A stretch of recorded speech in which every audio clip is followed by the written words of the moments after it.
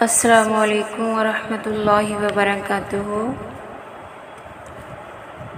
اکثر لوگوں کا ایک سوال ہوتا ہے کہ کیا قسمتوں کا بدل جانا اور تقدیروں کا پلٹ جانا ممکن ہے؟ کیا اللہ تعالیٰ ایسے کوئی اشارے ظاہر کرتا ہے جس سے معلوم ہو سکے کہ اللہ تعالیٰ ہماری قسمت بدلنے والا ہے؟ تو یاد رکھو، جب اللہ کسی کی قسمت بدلنا چاہتا ہے نا، تو اسے کچھ اشارے بھی ضرور ظاہر کرتا ہے۔ زندگی میں ہر لمحہ، ہر آن بدلاؤ آتا رہتا ہے، حالات بدلتے ہیں، چیزیں بدلتی ہیں، یہاں تک کہ قسمتیں اور تقدیریں بھی بدل جایا کرتی ہیں، مگر تم سمجھ نہیں پاتے۔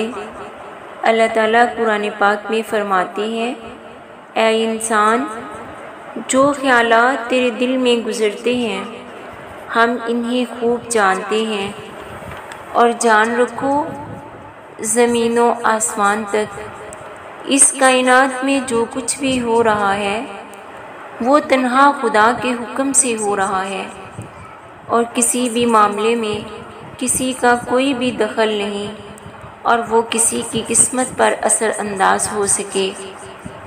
اور کیا تم یہ خیال کرتے ہو کہ تمہیں بے مقصد پیدا کیا اور تمہیں تمہارے حالوں پہ چھوڑا ہے؟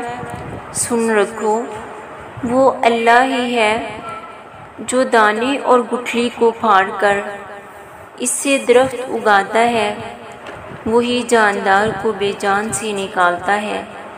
جانتے ہو، اللہ نے نبی کریم صلی اللہ علیہ وسلم کو یہ خوشخبری سنائی تھی کہ ہر آنے والا لمحہ گزرے ہوئے لمحوں سے بہت بہتر ہوگا، اور یہ خوشخبری اللہ نے آخرت کے لیے نہیں بلکہ دنیا کی کامیابی کے لیے دی تھی۔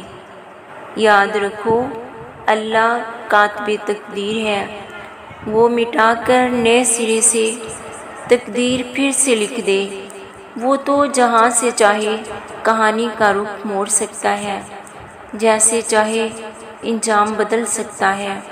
اللہ فرماتے ہیں، وہی خدا ہے جو تمہاری قسمتیں بناتا اور بگاڑتا ہے، وہ سب کچھ سننے والا اور جاننے والا ہے۔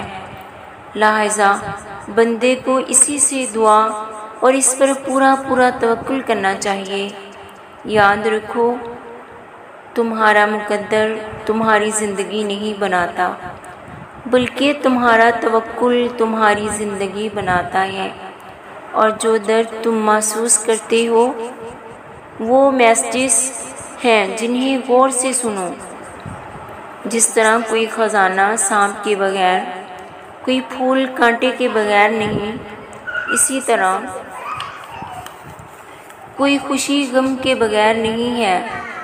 بلندی پر جانا ہمیشہ مشکل ہوتا ہے، جبکہ راستہ پہ چلنا شروع کر دیں تو راستہ نظر آنے لگتا ہے۔ یاد رکھو، زندگی گر کر اٹھنے کا نام ہے۔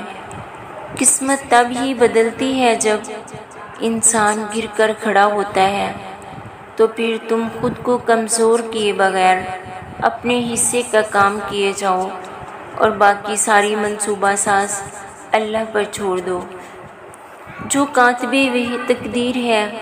ایک حدیث میں آتا ہے، نبی کریم صلی اللہ علیہ وسلم نے فرمایا، تم میں سے کوئی مومن نہ ہوگا جب تک کہ تقدیر پر ایمان نہ لائے، اس کی بھلائی اور اس کی برائی پر بھی، یہاں تک کہ یہ یقین کرے کہ جو بات واقع ہونے والی تھی وہ اس سے ہٹنے والی نہ تھی، اور جو بات اس سے ہٹنے والی تھی وہ اس پر واقع ہونے والی نہ تھی۔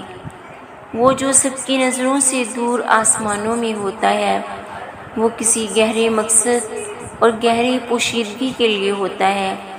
یاد رکھو، تمہارا حق پر قائم رہنا اس بات کا اشارہ ہے کہ تمہاری قسمت بھی پلٹنے والی ہے۔